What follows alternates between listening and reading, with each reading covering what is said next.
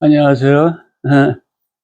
지난주에는 제가 이민 심사받고 또 돌아오는 과정 속에서 랜딩하고 하는 그런 여러 과정 속에서 베푸셨던 우리 하나님의 도우심에 대해서 말씀을 드렸어요. 저희가 이제 입국을 했어요. 입국을 해가지고 한 1년간은 그 여러 가지 알아보고 하면서 이제 쉬면서 1년간 있었고, 그 이후에 이제 비즈니스 시작하느라고 어, 여러 개 이제 또 준비하고 그랬었죠. 그래 이제 우리가 이제 오기 전에도 우리 막내 딸내미가 그 스시 그 학원에 다녀가지고 스시 자격증도 따고, 우리 집사람도 이제 한식하고 양식 그 요리사 조리사 그 자격증을 가지고 있어요. 그러니까 그래서 이제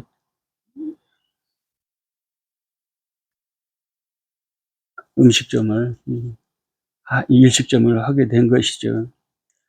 그래 이제 일식점을 오픈을 하고 했는데 우리 잘 몰랐잖아요. 언제 뭐 가게 해봤겠어요. 제가 그래도 준 공직으로 오랫동안 일했기 때문에 그런 건 모르죠. 모르고. 근데 뭐, 근데 로케이션 같은 게 중요한데 어디 가게가 있냐, 굉장히 중요해.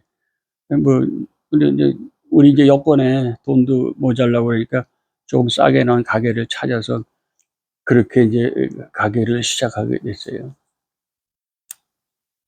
그래, 가게를 오픈했는데 잘 안 되죠. 그래서 근데 그 이민 그 컨디션을 띄는 신청 요건이 한 오픈하고 6개월 지나면 할 수 있었던 것 같아요. 그래서 신청을 하게 됐는데, 전에 말씀드렸듯이 그게 이제 이민법이 까다로워져 가지고 국법, 신법이 이렇게 나눠지고 그 중간 상태에 있었는데, 그 국법도 이제 까다로워져 가지고 일정 매출액이 있어야 된다고 이제 회계사가 그러더라고요. 그리고 뭐 신법은 뭐 우리가 도무지 감당하지 못하는 거죠.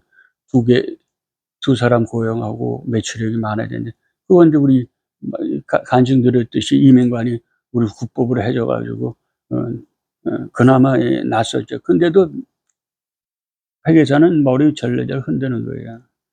근데 뭐 우리 어떻게 돼요? 절대 절명인데 거기서 안 하면 우리 다시 쫓겨나가는 거예요. 다 털리고. 그래서 우리 그렇게 얘기했죠. 더 이상 이제 할 수 없으니까 6개월간 그 실적을 가지고 이런 추이가 이 사람이 잘 할 수 있을 것이다 하는 의견서만 너 써줘 가지고 넌 그냥 서류만 제출해라. 그때는 뭐 고개를 까뜩까뜩거리면서 정 불가능하다고. 그래서 늘 내가 우리는 하던 말대로 하나님이 하신대. 하나님이 하십니다. 네. 강하게 이제 말을 했죠. 그랬더니 이 친구가 비웃는 거죠. 사람들은 다 그렇게 얘기하는데 와서 참 화가 나더라고요. 화가 나는데 꾹 참았죠. 왜? 내가 의리니까. 그 친구가 소리를 내줘야 되니까. 근데요, 이민관이 가게에 몇 번 전화하더라고. 한 3번 한 것 같아요. 그래서 내가 있나 보고, 그래서 내가 사업을 하고 있나 보고, 종업을 고용하고 있나 이런 걸 몇 번 체크를 한 것 같더라고요. 근데 이 친구가 내가 말도 잘 못 알아듣는데, 근데 그게 희한하더라고. 내가 여기 한국에 있을 때는 영어 시험 같은 거 잘 봤죠. 물론 그거는 이제 듣는 거하고는 전혀 상관없어요. 그래도 처음에 했을 땐 잘 알아들었어요. 근데 갈수록 못 알아듣는 거예요. 근데 이제 영어도 안 되는데 이 친구가 자꾸 전화해가지고 뭐 다큐멘트 내라고 그래, 은행 뭐 어쩌고 내라고 그러고, 아니 다 냈는데 뭘 자꾸 내라고 그러냐고. 내가 그래서 너 할 말 있으면 레터로 해. 내가 그랬어요. 레터로. 그때 알았다고 그러더라고요. 그때 한 3일 있더니 레터가 왔어요, 진짜로. 그래서 이제 그거 보고 소리 내려고 뒤지는데 아무리 봐도 이게 소리가 이상한 거예요. 이민 컨디션이 떨어뜨린 거예요. 그 친구가. 중국 사람인데, 기억해. 근데 그 이민관이 내가 지난번에 얘기했죠. 나보다 좀 일찍 온 사람. 똑같이 심사인데 그 사람 떨어뜨렸어요. 컨디션 떼어준 거예요.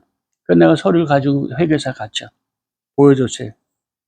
그랬더니 아주 지가 무슨 잘해서 한 것 같이, 아이고, 참, 그러더라고요.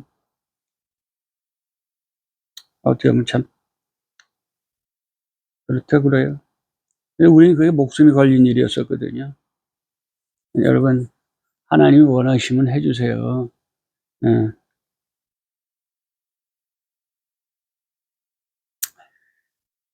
그래, 이민 컨디션이 떨어졌잖아요. 떨어졌으니까 가게가 안 되니까. 렌트비 겨우 나오고, 인건비 안 나오고, 그러니까 매달 돈 까먹는 거예요. 그래서 이제 가게가 안 되니까 컨디션이 떨어지고 난 다음에도 가게를 팔려는데 1년 내도 안 팔리는 게 내나도 워낙 로케이션이 안 좋으니까 가격은 싸게 내고 무조건 팔아치우려고 그랬으니까. 그러니까 중간에 라이너 크레딧 그 뭐라죠? 마이너스 통장. 그거 이제 부동산 담보를 해가지고 또 얻고 그거 7만 불인가 어든지 뭘 그것도 얻은 다음에 그것도 안 돼가지고 깐닥깐닥 하는 거예요. 그래서 다시 그 비즈니스 론을 달라고 그랬어요. 그 은행 그 부장님한테. 그래 이제 신청을 해놨죠. 근데 돈은 보면 한 달만 하면 우리는 그냥 그다음부터 렌트를 못 내는 거예요. 그러니까 감사한 것은 우리가 처음 왔을 때 여기 먼저 오신 분들이 그 얘기를 하더라고. 우리가 어떻게 해야 될 거냐 이제 그 비즈니스를 먼저 해서 수입을 올려서 이렇게 해야 되는 것이냐 어떻게 될 것이냐 이렇게 이제 서로 이제 자문을 얻고 그랬는데 많은 사람들은 비즈니스를 해야 된다고 그렇게 얘기를 해요. 근데 저하고 집사람은요 집을 샀어요. 왜? 예배처를 먼저 마련해야 된다고 그렇게 생각을 했어요. 그 집이 있었기 때문에 라이너 크랙도 받을 수 있는 거고 비즈니스 론도 받을 수 있는 입장이라는 거예요. 돈을. 그거 없으면 못. 그래 이제 비즈니스 론을 신청을 해놨는데 이게 안 나오는 거예요. 승인이 안 나요. 한 달만 있으면 이 돈 내면 우린 큰일 났어요. 근데 나중에 나왔어요.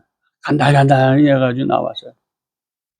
그래서 그거 가지고 또 팔릴 때까지 버티면서 했어요. 근데 뭐 안 되는 거죠. 돈이 도무지 돈 들어가고 그 돈 꼬작꼬작 매달 똑같이 냈어요.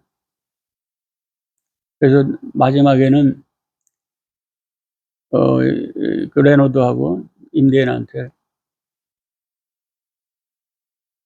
우리 가게에 들어간 설비, 일식 설비, 레스토랑 설비 다 주고 그리고 걔네들이 다시 임대는 재임대 기간 있잖아요.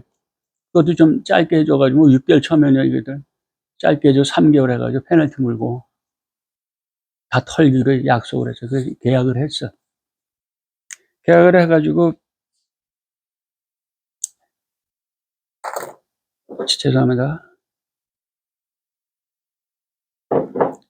계약을 했는데 그게 이제 홍콩 사람, 홍콩 부자들이에요. 그 건물주가. 그 다섯 형제가 하는데 다 결정 저렇게 회의를 해서 하더라도 결정은 제일 큰 형인 실제 오너가 사인을 해야 돼요. 근데 그거 팔고 나가겠다고 해도 또 안 나와 그게 승인이 그 지들끼리도. 그러니까 알고 보니까 그 큰형이 중국으로 여행 갔다는 거예요. 중국으로 여행 갔어. 근데 그때 북경 지역에 지진이 크게 났어요, 지진이. 그 지진이 크게 나니까 통신이 두절된 거야. 3일 동안. 월말까지 3일 정도 남았는데 통신이 두절돼서 연락이 안 된다는 거예요.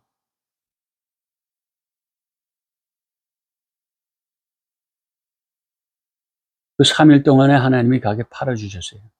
물론 싼 가격이지만.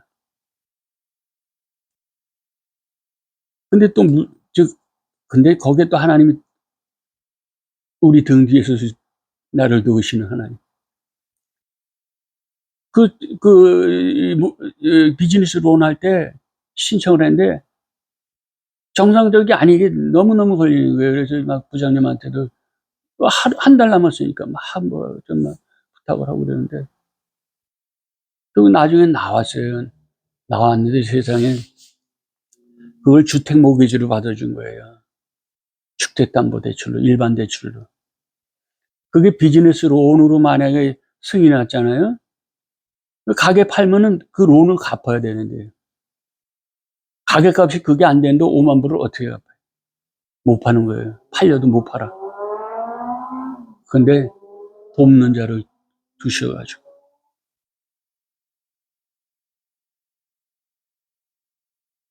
가게를 팔 수 있도록 그렇게 해주신 거예요. 그 부장님은 지금도 저를 많이 도와주고 계세요. 일 있으면 우리가 부탁드려요. 저희 은행에 관한 데는 다 그분이 다 도와주세요. 너무너무 감사하죠.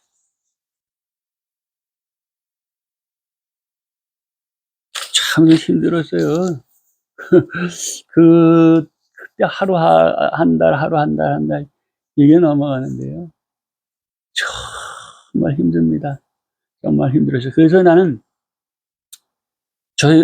한국에 있을 때 힘들지 않았거든요. 어쨌든 뭐 직장도 그렇고 저희가 열심히 봉사하고 그러니까, 저희 거짓말 아니고요. 뭐 하면요, 월급에도 통장에 돈이 안 남았어요. 뭐 교회 헌신하고 쓰느라고. 진짜. 우린 그 통장에 돈 남아있으면 죄 짓는 줄 알았어요. 그래서 열심히 해요. 그걸 또 필요하시면 하나님이 또 채워주시니까. 그렇게 살았거든요. 그러니까 어려운 걸 사실 몰라요. 그러니까 우리 형제들이 저희에게, 그거는 하면 안 되지만, 그런 믿음의 신앙의 어떤 가족, 선배로서 굉장히 권위를 저희에게 뒀어요. 저희 말을 잘 듣고 무시하지 않고, 저희가 손 아래지만 그렇게 했어요.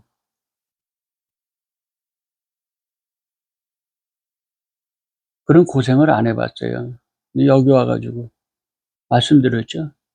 여러분, 사망의 음침한 골짜기를 다녀 죽지도 못하고 포기하지도 못하고 엄청 힘들었죠.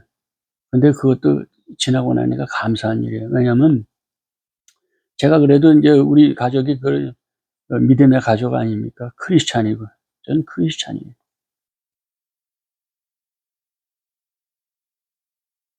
그런 어려움을 이민사의 모든 사람이 겪는 어려움이에요. 그게 사실은 숨겨져 있는. 뭐 돈 많아가지고 와가지고, 어, 그쪽에 한국에서 했던 삶이 이런 게 자기들하고 좀 가려지고 뭐 그런 꿈 꾸고 와가지고 온 사람들은 있겠지만은, 여기 이민 와가지고 살려고 오는 사람들이 와보면 현실이 달라요. 엄청 힘듭니다.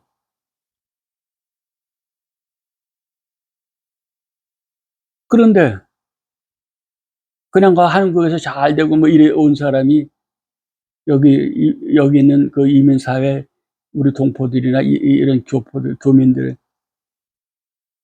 그런 어려움을 이해할 수 있겠어요? 그러면 못합니다. 저는 하나님이 그래서 우리를 또 훈련시켰다. 이곳에서 살 수 있는 또 연단의 과정을 주셨다고 저는 그렇게 믿고 있어요. 늘 그렇게 생각했어요. 어느 날 제가 집사람하고 이렇게 이제 어디 가려고 길 가는데요. 두 내외인데요. 버스 정류장에 앉아가지고 붙들고 울어요. 울고 있더라고.